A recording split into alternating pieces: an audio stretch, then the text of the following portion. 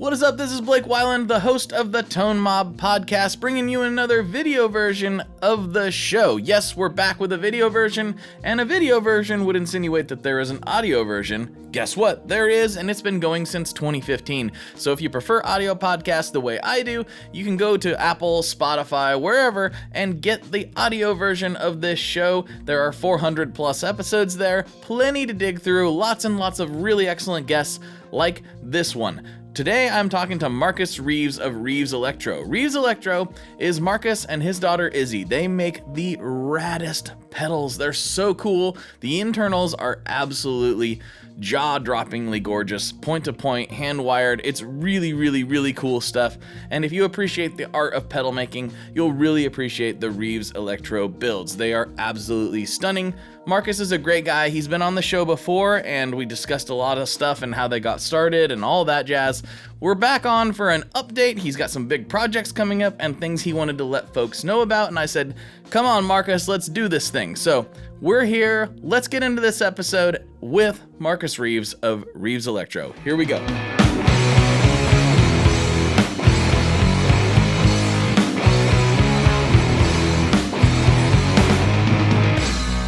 Hello everyone, welcome back to another episode of the Tone Mob podcast, the show about guitar stuff, occasionally, sometimes. I'm your host, Blake Weiland, and with me today I have returning Mr. Markus Reeves from Reeves Electro. What is happening, man? Blake, thank you for asking me on. What's happening? Everything's happening at the moment, mate. Everything's happening. It's all good. Yeah. So much has happened since last time you were on, and so much is about to happen, which is why we wanted to hop on and talk about it. But I mean, if my memory is correct, last time we talked, it was probably 2-ish years ago, somewhere in that ballpark. I would think so. Yeah, time flies. Yeah. And at that point, Reeves Electro had become a thing that was supporting you full time, but it was still growing. And now it is also supporting you full time and still growing, but it's just kind of maintained that trajectory. So what has happened since last we spoke? Well, I mean, basically, it's also supporting my daughter full time as well now. So she's joined us or joined me. It's gone from me to we. You know, I took a big decision when I first started out. I was like, no, I'm determined to be. You know, on my website, there's a lot of pedal builders say we when it's just me. You know, that kind of. You know, making yourself want to be bigger than you are, and I understand that. But I was like, no, I just want to be me. And now I have to go through the website and change everything, which was a bit annoying when Isabel came on board. But so she's got her own range of pedals, which I've worked on the circuit. She's not fully circuit literate at the moment. She's not a circuit nerd, Right. And but she's kind of sat with me when I voiced them, and she's done all the artwork for them and had an input on how we lay out the circuit boards, because the circuit boards are very aesthetically pleasing as well. And she just builds them at home now. You know, comes here and screen prints them, does all the enclosures, and then. Yeah, just does all this. She'd taken to soldering annoyingly fast, to be honest. It took me decades to get the hang of it. So that's cool. That's one thing. Obviously, for me, my side of things, has just got busier. The Instagram is growing, which is my kind of primary point of putting things out there, really. You know, last time we spoke, I think my Instagram probably had 4,000 or 5,000 followers. I'm just about to crest 18,000 now. That's tremendous. And it's going up faster and faster, actually. I seem to have found a little formula with Instagram, which I'm at peace with, because sometimes social media, you have to be a bit of you kind of have to sell yourself out a little bit to get people's attention, you know, to make your channels grow and things. But I've managed to find a formula that I like,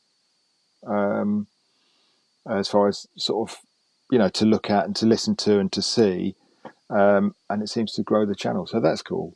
That is cool. Yeah. I've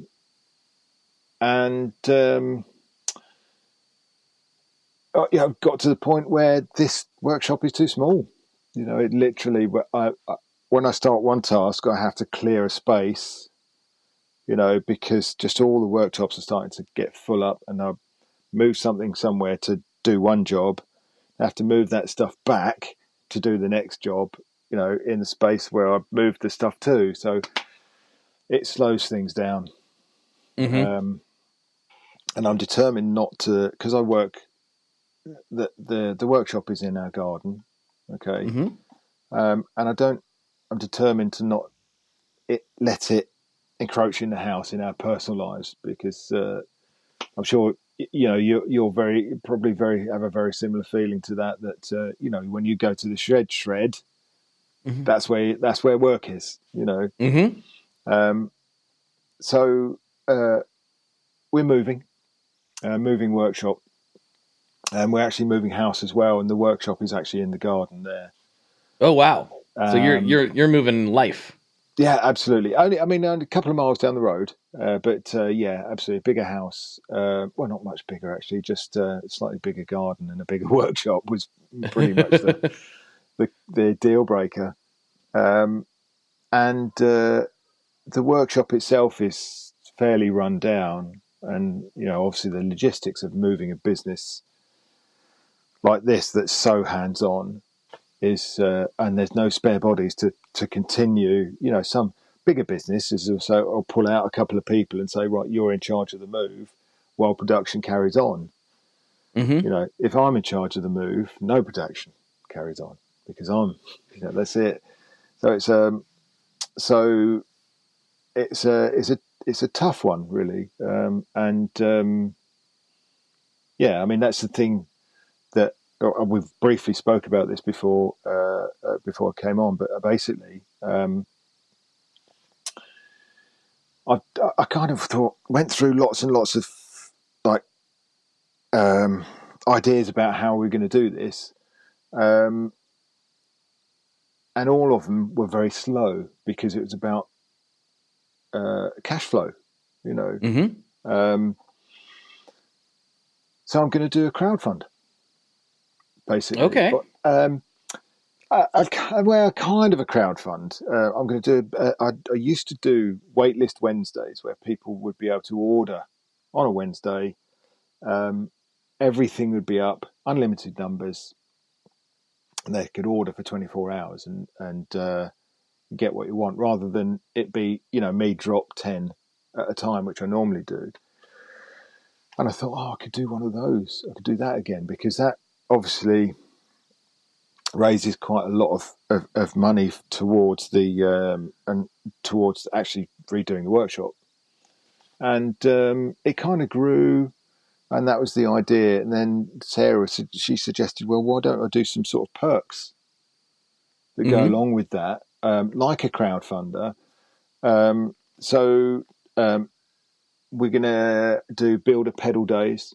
So limited places, but you can come to the workshop when it's finished and build a fuzz pedal with me. Not a point-to-point that's super one, cool.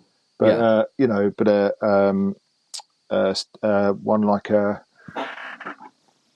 the tour grade version. Oh yeah, so beautiful. Something very, very similar to that. For the audio listeners, it's just apologies. Yes, yeah. It's not the full point-to-point, but there's elements of it. Yeah, along absolutely. with turret strips and everything. Yeah, still no PCB. And things like 30-minute Zoom sessions. If people want over us, if they just want to sit and talk about cats, they're more than welcome to. But there's lots of subjects. I can do a soldering health check. We can look at maybe if you've got a pedal that you're building, you've got a problem with, maybe see if we can troubleshoot that. Things like that. Excuse me. Also a time lapse. If you go for the time lapse of your pedal being built, You get that in a personal message, and also the point at which I actually fire it up for the first time, and just check it basically. So you'll get that kind of personal thing, and also you can sponsor a Monday Minute. So I do a Monday Minute every Monday, just chip in and just get your name. Like a lot of podcasts do. You get your name read out on the thing. We're gonna do that. So there's something in return for it, really. But just the whole plan was just rather than I'm waffling a bit now, but so apologies. But the whole plan was initially going to take me sort of 4 or 5 months to get the workshop into kind of working order, and that was too long. That was just going to be too disruptive. So this way, what will happen is there'll be a lot of work. I've got a friend of mine who's a builder who's going to come and help me. We're going to come and do it in the space of 3-4 weeks, get it all done and dusted, and then hit the road running. So that's the plan. That's going to be an intensive process. You're going to be a very tired, busy man here in the next few. What is it? It's starting. So you're starting the crowdfund, if I remember correctly, in the beginning of April, which is April the 17th. Yeah, it will just be one day, 24 hours. But obviously, I'm going to start talking about it early April. Now as this goes out. The actual date at the moment is going to be April the 17th. Got it. There's a couple of caveats to that. Obviously, with buying a house, we've kind of put a little bit of leeway in there. But if anything does, because we haven't actually signed anything yet, it's all going through. Everybody's happy. There's no, but you never know, do you? So, the only caveat is that if it isn't likely or it hasn't happened by the 17th, I may email everybody and just say, it's moved back a week or a couple of weeks. But we're aiming for the 17th. Right. 24 hours. People can come to the website. Whatever they've got their eye on, they can pre-order.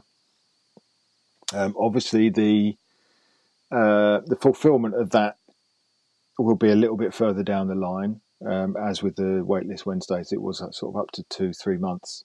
But again, that'll be made clear, and I keep people in the loop as to how things are going. You can follow the Instagram and see your pedal getting built. That's what's happening.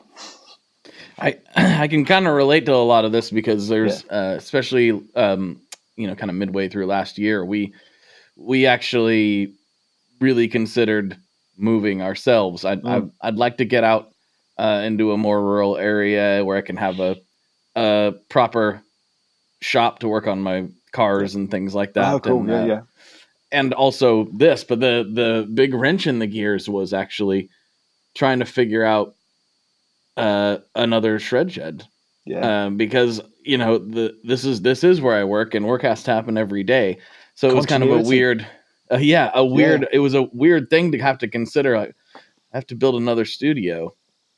So how are we going to do that and remodel a house or build a house or whatever we were going to do? So it kind of got delayed there while I'm like, this is logistically a lot more challenging than I was initially thinking of. And this is just one guy doing content stuff, not trying to move production, which is a completely different subject that I've also been talking about, because in the next probably two-ish years, we're gonna have to move this. We're gonna have to move the String Joy shop, and that's gonna be a nightmare. Really? Yeah, a nightmare. There's some big old machines as well, aren't they? Oh yeah. It's they're all like the size of a car, basically. And so String Joy's doing well. It's going really, really well. And it's just some of the things you don't think about as an employee when you're at a place, but like we're trying to find, and again, it could work out to where, if somebody moves out of, the space adjacent to us, we could knock a hole in the wall and we'd be good. I actually worked at a printer's, crikey, back in the day. I'm not going to say when it was, but that exact thing happened. The neighbours moved out and they just pushed through. They were literally talking about moving for months. That would be amazing if that happens. I don't know that it will though. So it's but it's one of the things that you don't really think about as an employee, or I certainly didn't think about as an employee. It was parking. Like, yeah, we might find the perfect facility operationally, but there's not enough parking for all the people because there's a lot of labor involved there. So there's a lot of hands, and they all, it's the United States, so everybody drives. Yeah, it's the same across the world, to be honest. Yeah. But your cars are a bit bigger. Typically, actually, I think it's mostly reasonable cars at the place. That's kind of changing a little bit these days. But I remember I went to see. Who did I go to see? There was an American guy, Canadian thing, big unit, blues player, big guy. Kingfish, maybe? No, Anderson.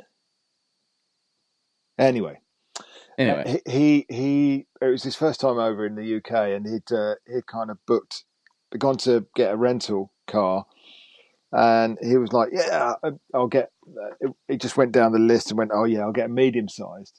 He figured that'd be fine. In the States, medium sized, there'd be plenty of room for his unit.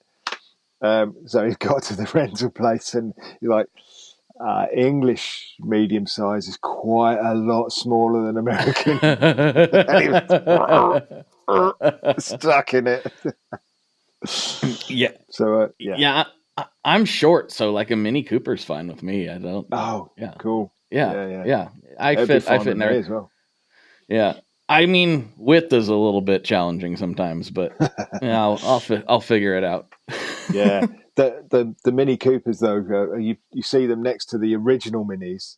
Oh, it's crazy, and it's like it's a dwarf and a giant. The difference is more like a normal saloon in the UK these days.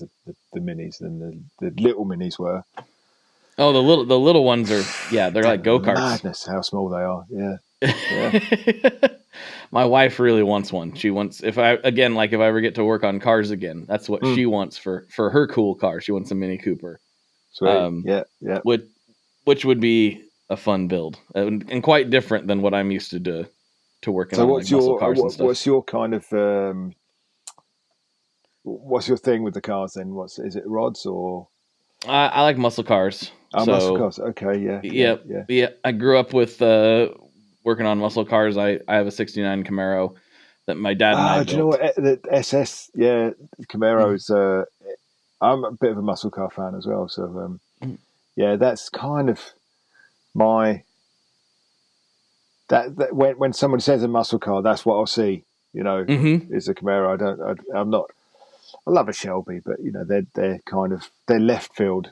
They're a little sport. They're they're more of a sports car kind of, but with a big ridiculous V8. I mean, yes. Yeah. But those SS Camaros, they just any of the Camaros, they just don't age, do they? Especially from that era. You see the 67 through 69. It's like they just nailed that look to me. Yeah. I feel really, really fortunate because I've had been asked before, like, you could have any car in the world, what would you have? I'm like, I have it, actually. That's the car I would pick. I love it. Is it the fastest car? No, but it's fast enough. Does it go around corners? Good sideways. But it's you start it, you turn the key, and it makes you smile. It's like, hell yeah. There you go. Yep. That shape in the UK in the 70s and 80s really was pretty much copied. We had a car called the Ford Capri, which was that whole fastback thing in a big sort of touring saloon as well. So very iconic shape. Yeah. But on the other hand, I do love a classic Mini Cooper, which is a completely different thing, but still, anything that you walk away from. You get out of the car, you close it, lock it, and you start walking into the store or wherever you're at, and you turn around, you look, and you're like, anything that does that. It's just good design, isn't it? Really, you can appreciate just because it's not the same kind of format. if it's nicely designed, it's pleasing to look at, and like you say, it gives you that inner smile. Then job's done, isn't it? Mm-hmm. Well, I mean, that relates actually directly to what you do. I think people first were drawn to your work because of the point-to-point stuff, but you've carried that over into everything. Not exactly point-to-point per se, but in like the tour grade designs, it still maintains those aesthetics. Yeah. You're very aware of making the insides pretty because that's what your audience has come to expect. Has it been difficult to maintain those standards while moving to different styles of builds? No, honestly, I don't find it. I'm a big fan of Rick Rubin and his kind of philosophies, and he's always one of the big things he talks about is never make your art for your audience. Make it for yourself. Okay, because if you're lucky enough that an audience is attracted to what you like, you're never going to have to second guess your next move. Okay, because you just do what you like, and that's it. You don't have to doubt yourself. Whereas if you're kind of making stuff for your audience, you always have to think, what are they going to like? What should I do next to please these people? And you don't really know. You're just guessing. So I'm very much of the mind of, that's cool, I'm going to make that. Mm-hmm. And that's literally all I do. I'm absolutely blessed, that people seem to, dig what I do as well. So I think as long as I carry on doing that, I don't find it at all difficult. It's the only difficulty really for me is it's just so many things I want to do. There's so many ideas that I get. The way my brain works is just kind of like, it's side quests all the time, everywhere. And I just, so many like projects that are 3/4 of the way there. But they'll come out eventually. They will get there.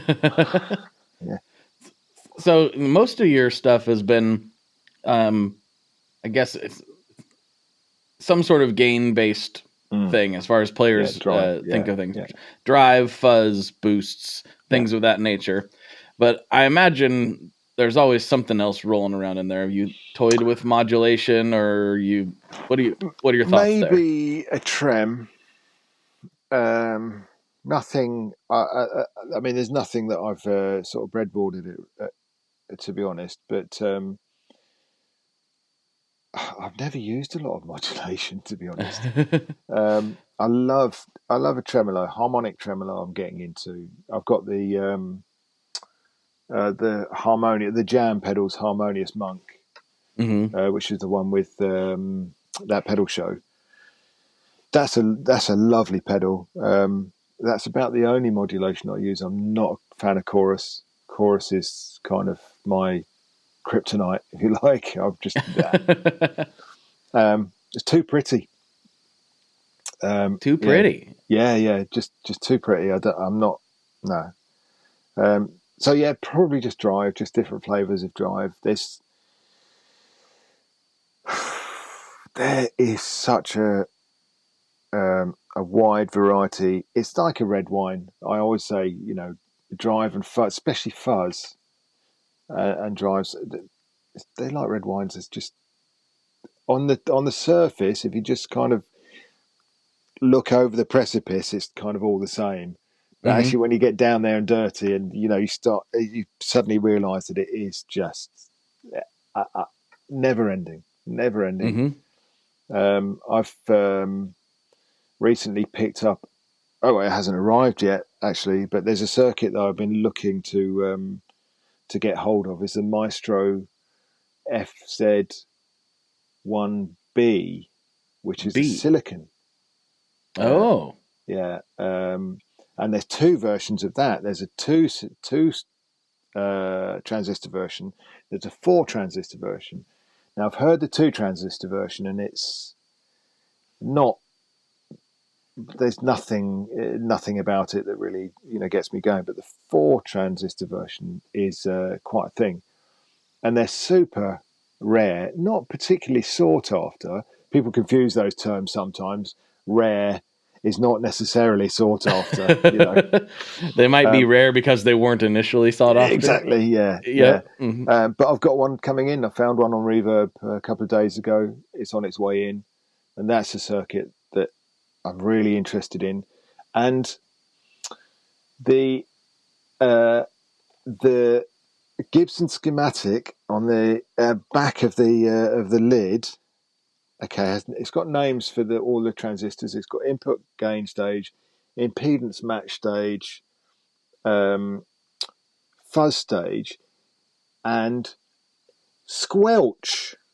Squelch. It actually says on the schematic, drawn up by some guy in 1962, 3, 4, 5, 6, something like that. Squelch. Actually, they named a transistor Squelch, so I'm like, I've got to buy it. Got to see what that is. Yeah. Squelch always reminds me of over here, like CB radios. My grandpa's truck. Oh yes, it's a control on the CB radio, isn't it? Yeah. But I've never known what it actually does. I know it makes it sound different, but I don't actually know what a squelch control on a CB radio does. No, I hadn't really thought about it until just now. I never did figure out what that control means. I wonder if it's a frequency, not like radio frequency, because obviously you can adjust that. But I wonder maybe if it's like a Q curve or something. Yeah, because it does. You can hear it, and I wonder why I brought it up is I wonder if this is it going to do something similar in this fuzz circuit? Maybe it's a bona fide electronic term. Yeah, I don't know. We'll find out. I'll let you know. Watch this space. We'll find out what squelch means. Yeah. So I'm looking forward to that coming in. So and it'd be interesting to find out exactly what that sounds like. And it's the first. Gibson have recently reintroduced the Maestro range with the graphics. The really retro graphics. This is the first pedal that had those multicolored horns on it, that kind of that layout. So that'd be cool. Oh, I do have one. One of the newer ones. This look. Yeah. Yes, that kind of look. Yeah. So the little part at the bottom, that's an echo of that. So yeah, looking forward to that and getting to grips with what that can do. I've got a feeling that it's going to sound a little bit like the intro to the Stooges' "I Want to Be Your Dog." We can only hope, right? Yeah, exactly. Yeah. So that squelch control, that kind of makes me that's the sound I've got in my head. So there we go. Yeah, but I might have to put that on the outside of the pedal. This knob is the squelch. This is the squelch. Yes. Yeah. So I want to go back a little bit here. We can only hope that our children sometime, maybe eventually at some point share some of our interests in music, or even better, what we do on a daily basis. That's even cooler. But oftentimes that's not the case. So how did your daughter gain an interest in building pedals? That's a pretty unique thing. It is, like. Yeah, absolutely. Well, she would spend a lot of time here anyway, and generally as I got busier, she would kind of gravitate towards the workshop, and I'd end up giving her batches of transistors to grade. Okay, so literally a transistor has you can equate it almost to cubic capacity of an engine. Okay, and they vary. Okay, across you buy a batch of transistors, and they vary a little bit. So you have a figure called a HFE, and it's the amount of gain there is in the transistor, and you need to test them get that. That's the first sort of stage of testing transistors. So you can put them all in a row and say, right, these are in this particular bracket. So she was testing them, and it's a very, very long-winded and boring job. It's a day's worth of just plugging 3 legs into a socket, pressing a button, waiting 15 seconds, finding out what the number is, and putting it in a little box in that number. And she found it really relaxing. And I'm like, you've got a job for life, my dear. And then I started getting her to test other components as well. So capacitors, I check all the components for tolerance. She started to understand it, and it literally was just an organic thing. And one day we just said, do you want to try a pedal? So I bought her a kit from my good friend Lee at Fuzz Dog, who supplied the British King of Fuzz with with one of my Super J's actually. And I said, let's have a go at putting this together. And literally, I think I had an old board. I said, just try putting some solder in that and filling the holes up before we put any components in. And she just went ding, ding, ding, ding, what, like that? And I was speechless. She'd soldered at school. She burnt herself on her arm when she was at school. It's a rite of passage. Yeah, exactly. Yeah, at the age of sort of 12, 13. Fast forward 10 years, and she literally picked the soldering iron up, got this old blank board, just filled all the holes up with solder, and went like that. And I'm like, "What do you?" Yeah, it took me decades to work out how to do that. Decades, and you've just literally done it. And she said, "Well, yeah, I know, but you've worked out all the solder and the soldering iron and all that." And I'm like, "Still, no, really.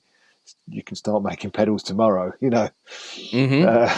So I gave her the kit, and I said, "Look, you just try and work it out yourself. Not to be cruel, just because you can only learn by skinning your knees, to be honest." True. So, and she did a pretty good job of it. She got a bit unstuck with the circuit board. She did fine, unbelievably well. Wiring that into the enclosure, she was a bit like, lost the track here, and that's understandable because you go into any forum, and the big question is always somebody, I've built the circuit and it sounds fine in bypass. As soon as I hit the button, nothing. Right. It's always off. It's always going to be. It's always off-board wiring where people have the problem.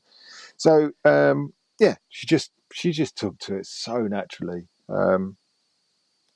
and it was just one little step at a time. And eventually, we got to the point where we said, "Well, you should make pedals. Make your own pedals." She was working. She enjoyed a previous job, working on a farm. Not labouring, but working it was quite a big commercial farm, working in the offices. But it wasn't going anywhere, and she wasn't in a position to move out. She lived with her mum. We'd separated years ago, and she wasn't in a position, to get any independence really financially. And she moved out about 3 or 4 months ago. No, about 6 months. Blimey, 6 months ago now. And she's absolutely loving life. That's great. Yeah, honestly, I don't think there's anything that makes me happier to be able to offer. Because this is what we do. We do it.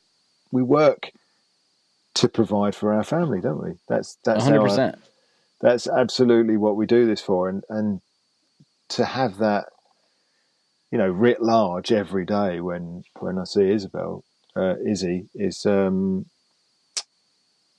it's very, very heartwarming, and I wake up and pinch myself every day, just because it's amazing. So welling up a bit actually, but there we go.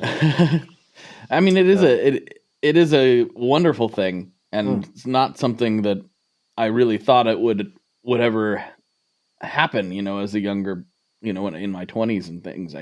You grow up, and the attitude is, find something to do that you can tolerate, or that you maybe don't hate as much as the last job that you had. Yes, yeah, but yeah. but it wasn't really spoken about, I feel like, until maybe the last 15 years or so, of like, hey, if you're making a ton of money doing something you hate, is it really worth it? Or can you make less and find something? And it doesn't always have to be less, but oftentimes it is when you're talking about artistic endeavors. Absolutely, yeah. Can you make less and have that experience of like, oh, I can't believe I get to do this instead? Because I certainly would have been better served financially staying in the oil industry. But I didn't. I really, really didn't like it. No. So, yeah. I mean, I funny. I try and do some every now and again. I post up some kind of some of my thoughts about various things, and there's this meme. I'm showing my age now, calling them memes. But there's this kind of thing goes around that's we don't we're not born to pay bills and die, and it's really easy to say that, but it's actually not easy to break out of that kind of that thing that it's the way society is set up, it's the way life is set up, so every time I kind of see something like that online, it does remind me how lucky I am, but at the same point, I guess, looking at it from the yin to my yang sort of thing, I've always been the sort of person that doesn't miss an opportunity. When it's come along, you grab it. And it's the whole red car thing, isn't it? Where if you say to somebody, make a note of all the red cars that you see tomorrow, and you'll see millions, not millions, but you'll see hundreds of red cars, and then you say about blue cars the next day, and they'll see hundreds of blue cars. It's the same with opportunity. If you're not looking for them, they'll just go past unnoticed. I guess it was a perfect storm as well with COVID and being offered redundancy at where I was working before, and all those sort of things came in to add up to whatever it is I do now. Did you think prior to that? Did you think? I know you were curious. Oh, I want to build some pedals, but did you really think that it was going to be what it is now? Absolutely not. No, no. It was a side hustle to get me through the pandemic, to be honest. And because I've been doing it since the 90s, on and off, mucking around with making pedals and scratching a living. From trying not scratching a living, scratching a bit of pocket money. And just before, probably a couple of years before the pandemic, I started to think, do you know what, I really should do something with this. I should. Well, I'm going to curse. Sorry, I'm piss or get off the pot. Is a phrase in the UK. I don't know whether that's something that's in the States, but basically just get on with it or give up. And so I'd got the website set up, and I'd got a few bits and pieces. I'd got a few pedals kind of built, and it was ticking away. I'd get maybe a sale every 6 weeks or so. And it was like that for probably a year. And I thought, well, that's that'll do. That's fine.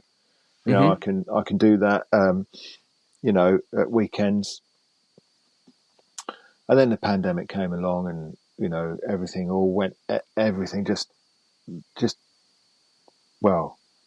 stopped and exploded at the same time. Right. Everything went in every direction. Nobody knew what was going on.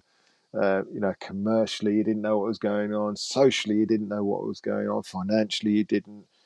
Everybody was just frozen. And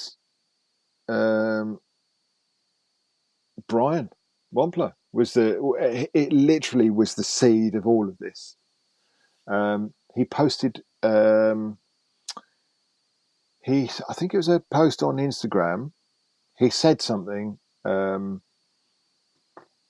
made a comment on my Instagram, and I posted it back up I screenshotted it. I was like because I'm a bit of a Brian fanboy, to be honest. I posted it up in a Facebook group saying, "Oh, look, look what Brian Wampler said about my pedal." In a DIY pedal group somewhere. And Dan from that pedal show saw that post and literally that messaged me the minute he saw it and said, "Send me one of these." That was it. That was literally it. They featured it, and we were driving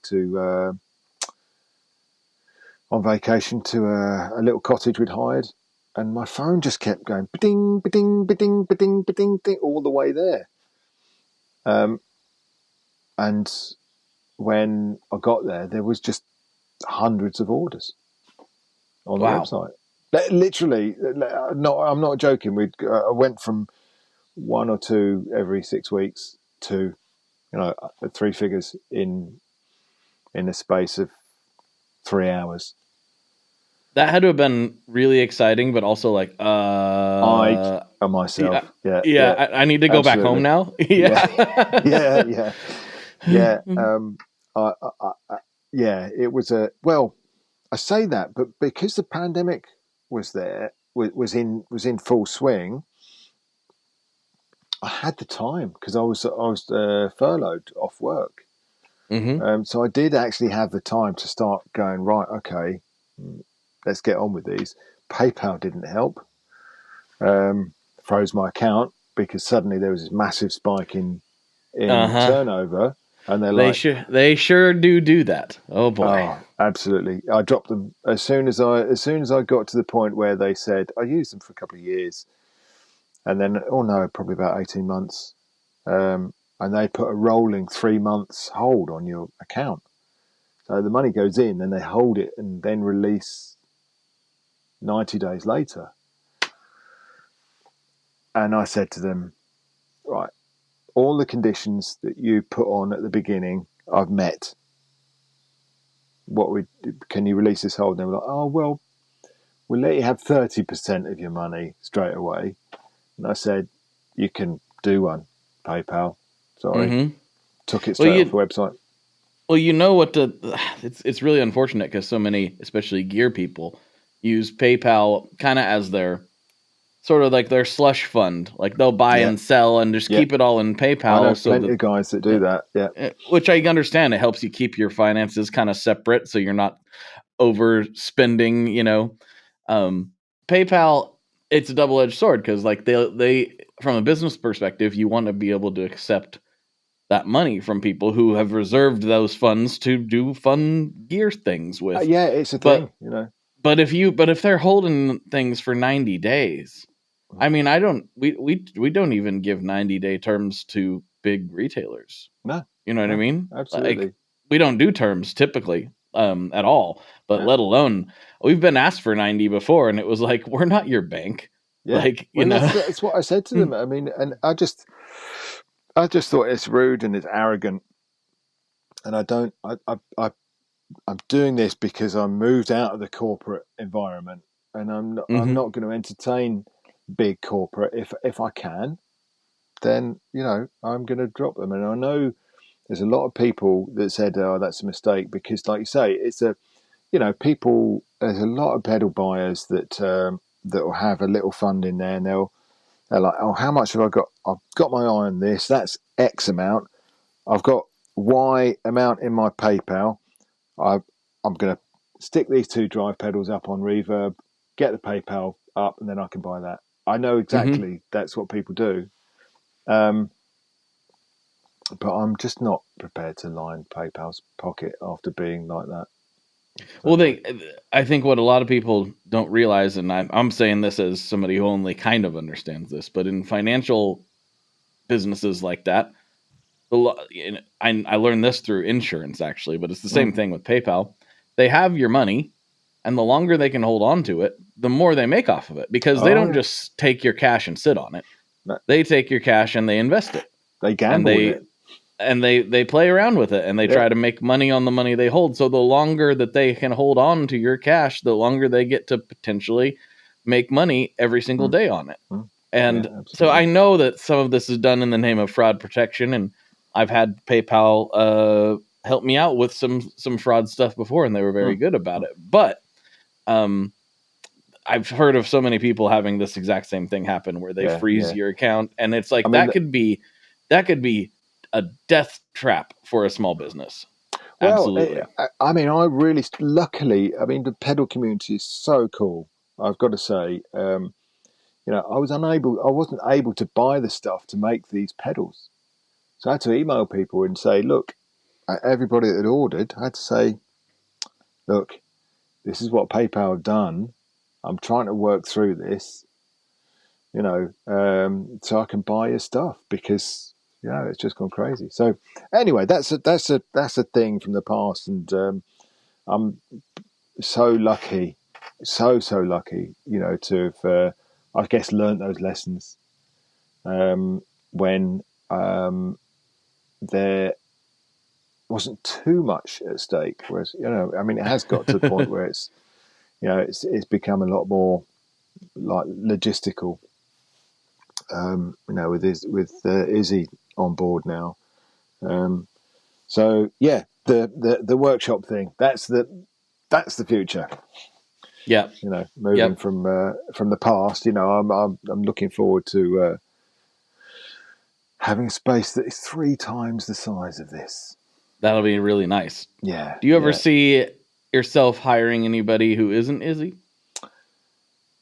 No, it's funny. I'm not like all the other businesses, really, in that I don't see expansion necessarily as a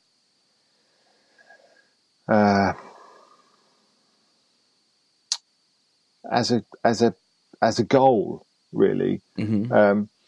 I don't really. I think what I want to have, the type of product that myself and Izzy make, are the type of product that have got a lot of us invested in it, and it's a very, very commercially unscalable concept, really. But I couldn't hand off what I do to somebody else and put the same. They're not buying the same thing. If somebody comes to me to buy a pedal, they want to buy it because I do a certain thing. And to hand that off to somebody just doesn't seem right. So I guess the only way it would work like that would be that every builder within the company has their own style. Maybe that's the thing. That would be the only way that it would move forward. I can't build the pedals fast enough as it is.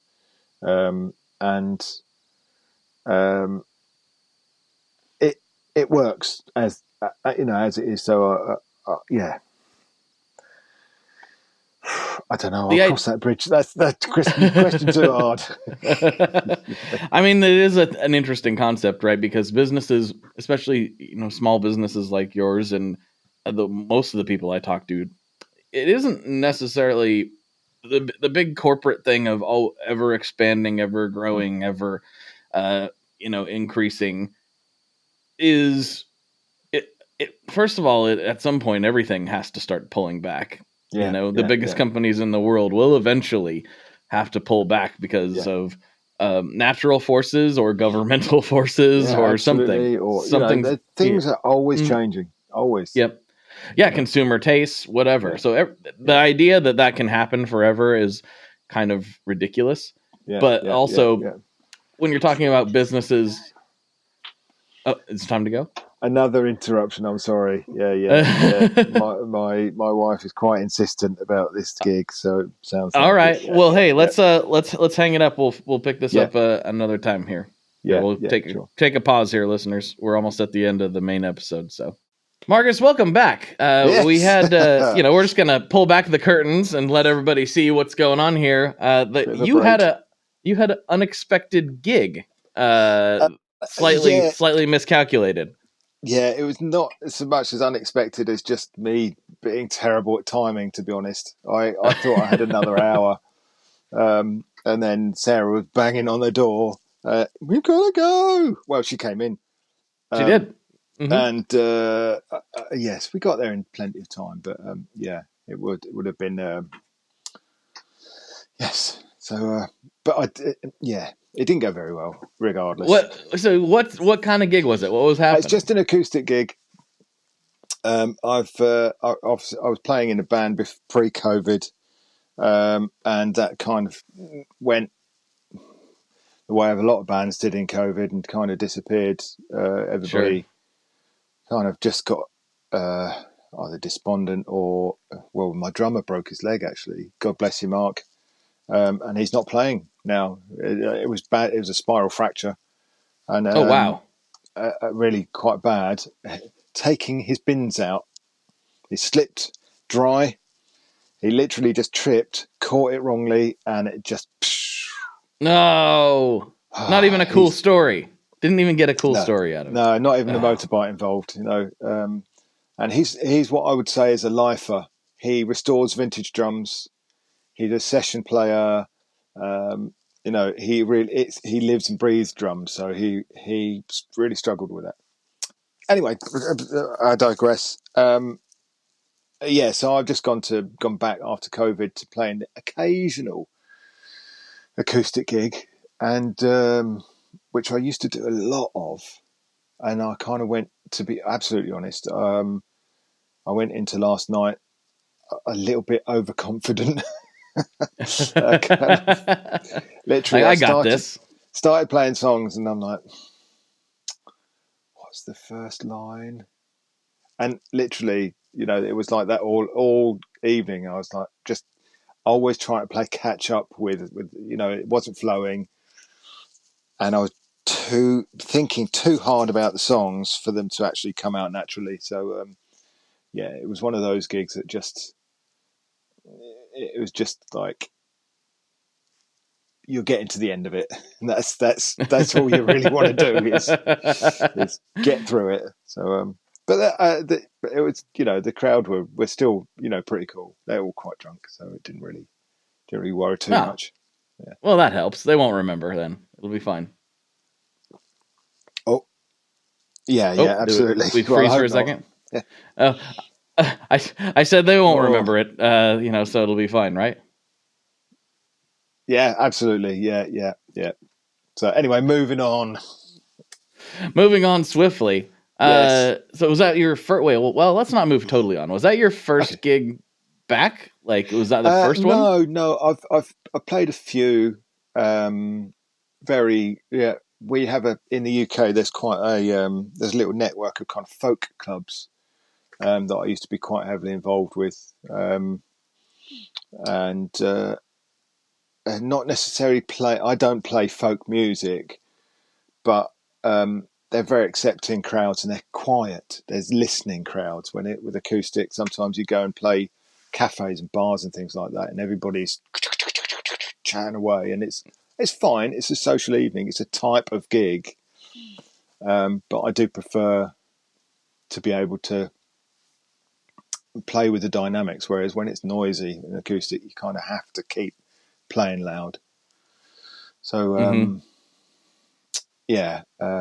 and this was just a nice quiet little gig. So I haven't played that probably a handful of gigs since lockdown was lifted, probably 7 or 8 maybe. Nothing okay. major, don't have the time. Right. Too busy. It does take a lot of time. Yeah.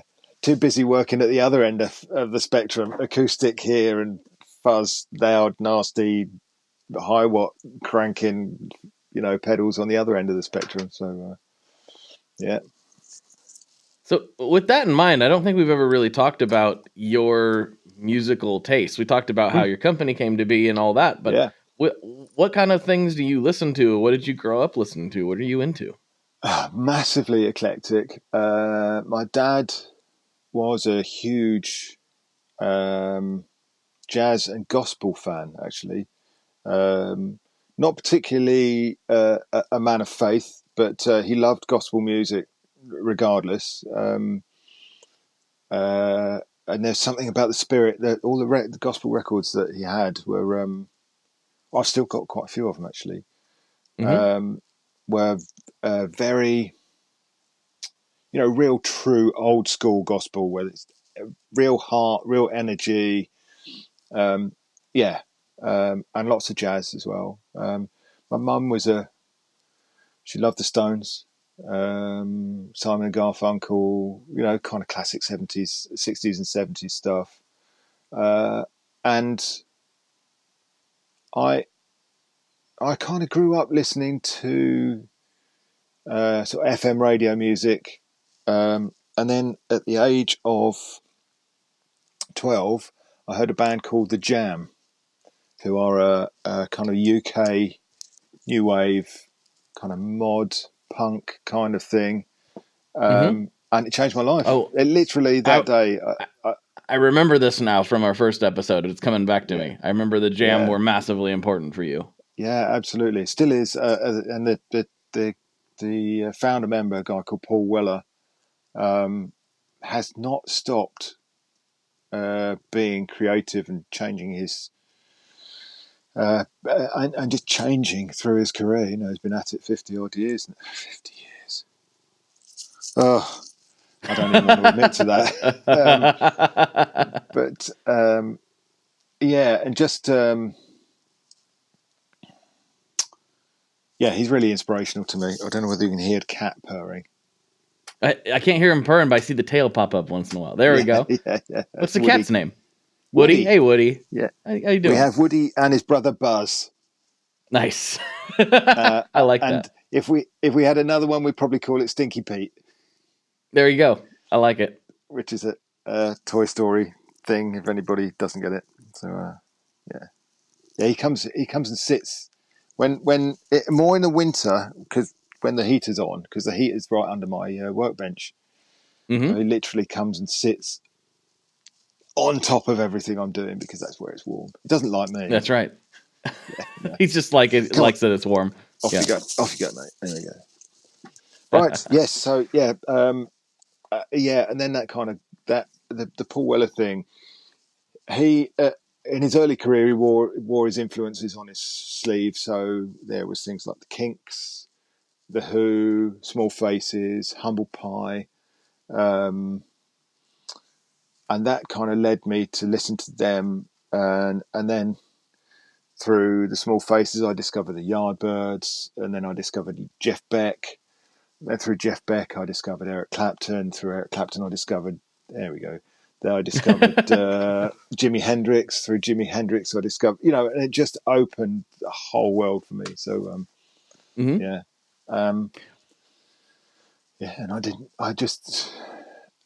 I became fascinated with music, really. And ever since then, I've just always been interested in, new music. And it doesn't seem to, some people, as they get older, they just kind of refer back to what they were listening to, and it's not as good as their first album, or it's not as good as the 70s or the whatever. But I still get excited by hearing new music and new bands. So and I'm glad about that. Yeah.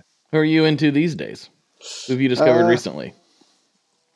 There's a British band called Soft Play, who they had to change. They started out, their name was Slaves. And they're quite how can I put it? there's a lot of social commentary in their music, not particularly politic kind of thing, but there's a lot of social commentary, and their name was about them not wanting to be corporate slaves, but obviously it's a very loaded word, and they had to change their name to Soft Play. Anyway, they're brilliant, absolutely brilliant. I really like them.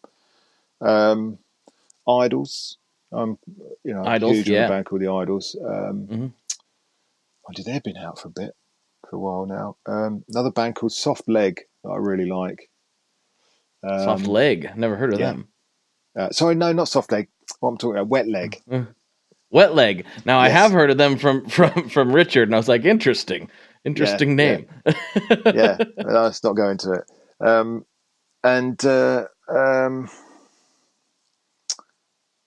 It's put on the spot now. I should have written a list out. I'm really digging the Black Keys new album, although they're not a new band. I actually have not gotten around to listen to it, but I'm a big fan of theirs, and I am definitely going to. They're slowly. Love the Black Keys. It's a really interesting release. The whole album is listed, but only a couple of tracks are live at the moment. And I think what they're doing is they're not releasing the album like fully until they'll drop another track off the album. They'll open that live and so on. It's really interesting how they're doing it. Obviously tied into data that comes off Spotify now, I suppose. I imagine so. It's I mean, I've seen artists do that a little bit more recently, where they kind of drip feed the album out. Usually, though, it seems like they'll do like one single and maybe 2 to 3 more max, and then they drop the whole album. But it does look like they're gonna just drip the whole thing. So the album's there and listed. It's just they're grayed out. Most of the tracks are grayed out. It's a really interesting concept, I think. So, love the Black Keys. Literally from the first note I heard, I was mesmerised. So, they're I love Dan's approach to everything too. Like just like make. I mean, it's similar to Jack White, which they popped off in the same time period, but his is just always a little raunchier, a little gnarlier, a little more aggressive, which I'm into. Yeah, absolutely. A little bit less poppy, I think. Jack White is, and that's I'm not throwing shade. It's just two flavors of a similar kind of tonal palette, really, isn't it? It's interesting how that can happen sometimes. In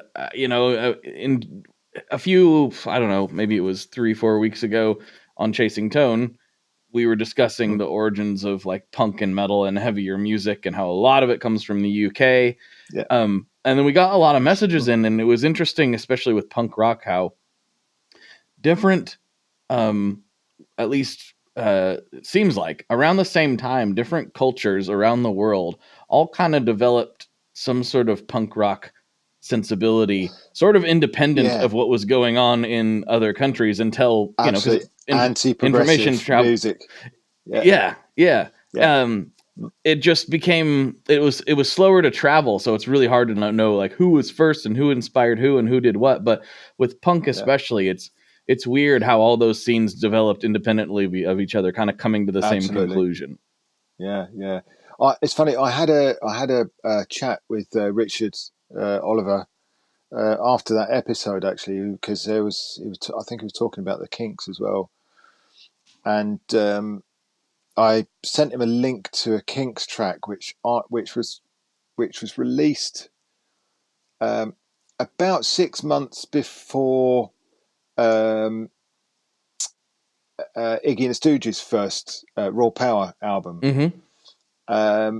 And it's a track called Brainwashed by the Kinks. It's a really kind of underrated track, and there's 8 bars in the middle of that where Dave Davis is da-da, da-da, da-da, da-da, and it is, for me, that feels like, so what, that 1968 Yeah. It feels like, to me, the birth of punk, just those 8 bars. It's just sounds like something that Iggy went, I want to do that. He probably didn't, but it feels like that, Definitely Brainwashed by the Kinks, definitely worth checking out once you get a spare 5 minutes. The rest of the song is like Austin Powers on steroids. It's a real swinging 60s, like hip London kind of thing, but it's a great tune. But yeah, but no, I get exactly what you mean about there seemed to be something in the ether around that time where everybody was getting angry about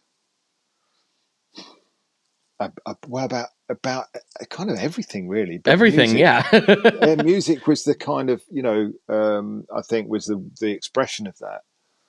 But yeah, there was definitely. I guess these things come in cycles, don't they? So when you think about it too, is back in when the electric guitar was first invented, and certainly when it became more popular, it's always the unfortunate reality is it's always been expensive. Like it always has. Now, relative to the cost of everything else, you can get better quality instruments at lower prices than you used to be able to. But I feel like when punk started popping off, that was the first time that like truly widespread availability of the electric guitar was a thing. Yeah, I mean, I suppose, when you think about it, the rise of transistor amps probably timed in with that. Probably.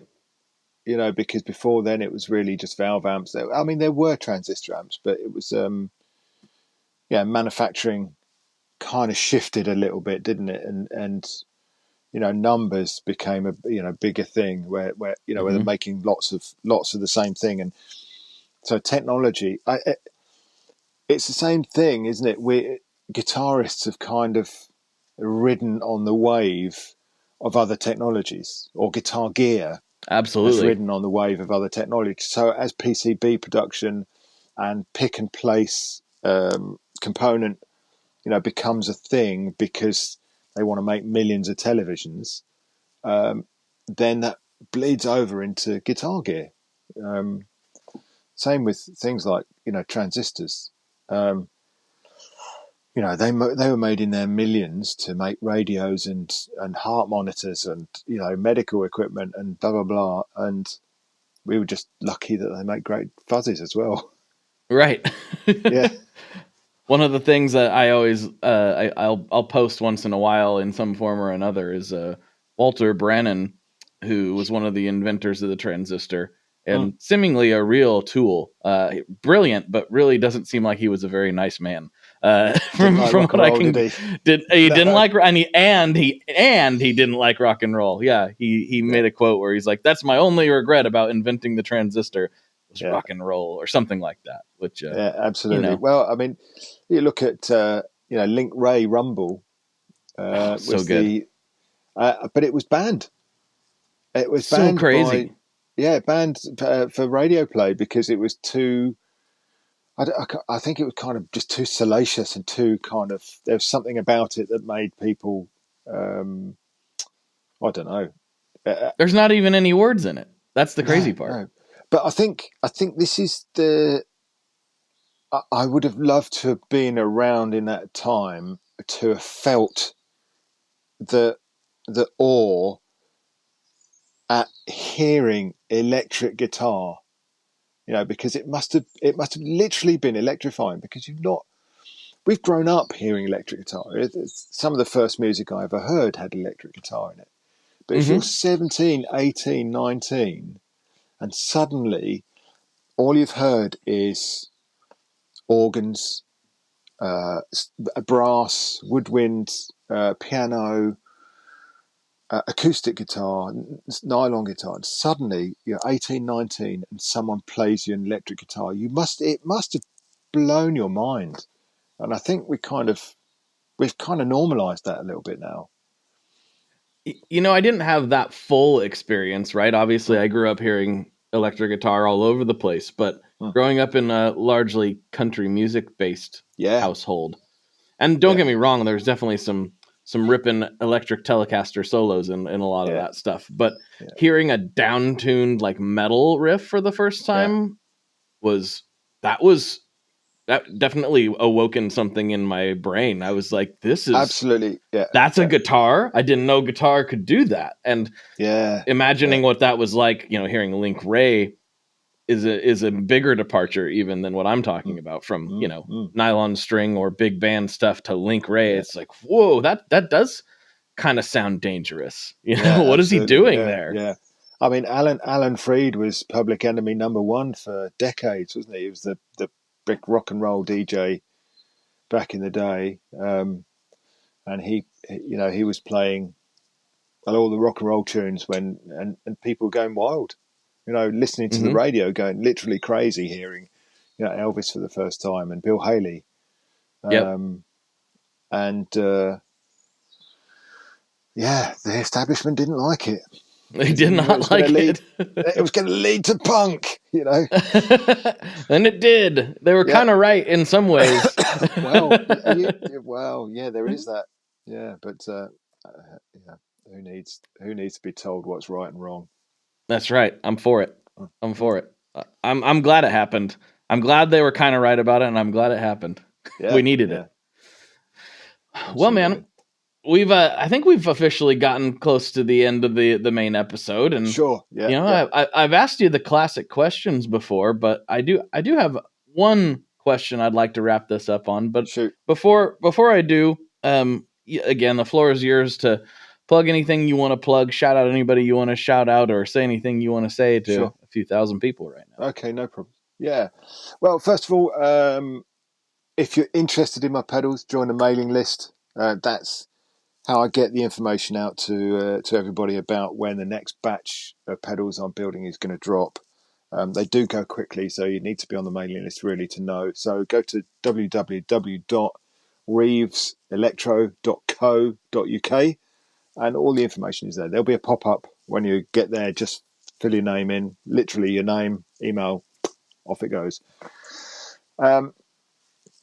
Secondly to that, as I mentioned earlier, around about the 17th of April, I'll be doing kind of a crowdfunder to put some money into a new workshop. I'm desperately in need of a new workspace. Timing is going to be a little bit essential, so that may shift by a week, depending on when we exactly get the keys. But I don't want to say to people, buy all these pedals when I haven't got the keys. I want to have the keys before I say, come on guys, let's do this. And there'll be lots of perks available as well. So you can get a shout out on the Monday Minute. You can, if you buy a pedal, you can get a time lapse of the build with a personal message. I'll also be doing experience days later on down the line when the new workshop is finished, so you can come along and build a fuzz pedal with me. Very limited spaces for those, and all the pedals on that day that sold will be built in the new. They'll be the first pedals to be built in the new workshop. So you'll get a free T-shirt to say that you helped fund the Workshop 2.0. So yeah, that's my news today. Blake, thank you so much for having me on the show. I love the Tone Mob, and it's an honour to be asked to come on. Oh, thank you so much, man. Well, thanks for taking the time, and I wish you good luck in the move and all that jazz. I know that's a stressful time. Oh, and a werewolf. Yes, absolutely. Yeah, that was well timed. The blink doorbell. Sorry, I didn't find a group. That's my Alexa. Blink doorbell. That was well timed.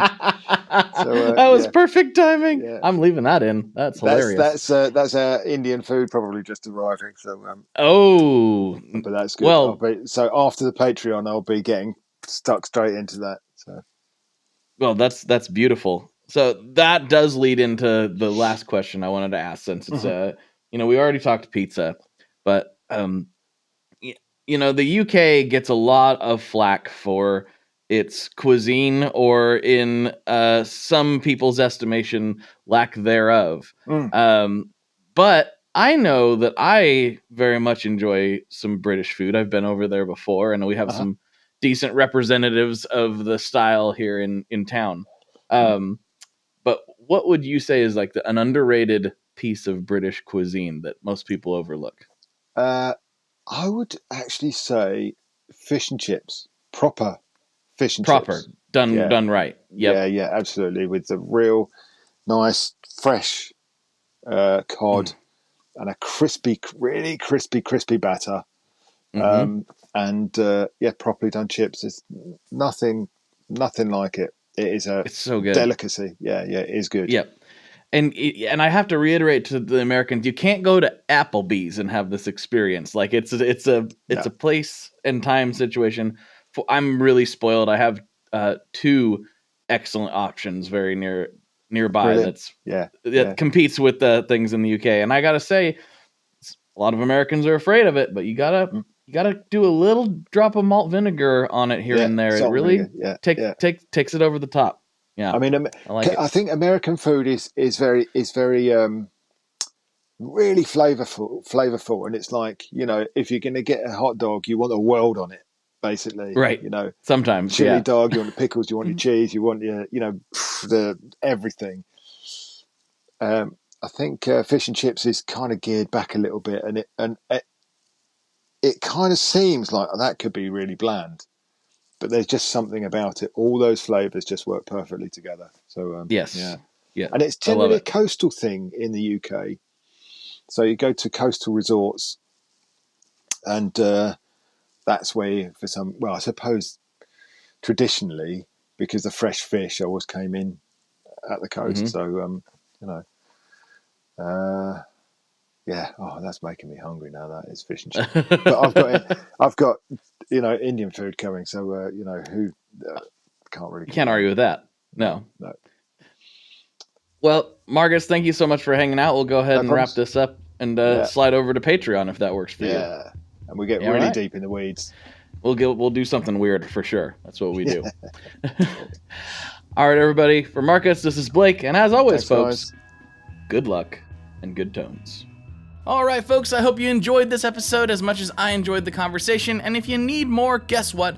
There is more over on Patreon. You just go to patreon.com/tonemob, and for $5 a month, you can support this show and get extra content beamed right to your ears every single week. Please like, comment, subscribe, all that good stuff. All that helps out here on YouTube. And don't forget, there are 400 plus episodes available wherever you get your audio podcasts, including here on YouTube. You can actually get the audio version here as well in the Tone Mob podcast feed. It gets a little confusing. There's a video and audio feed, but I'm still figuring out this YouTube stuff. I'm sorry. But I hope you enjoyed this episode. Make sure you check out all the stuff Markus has going on. Links are down in the show notes, of course. All that good stuff. Please check out Reeves Electro. It's fantastic. And without further ado, I'm just going to get out of here. I'm starving.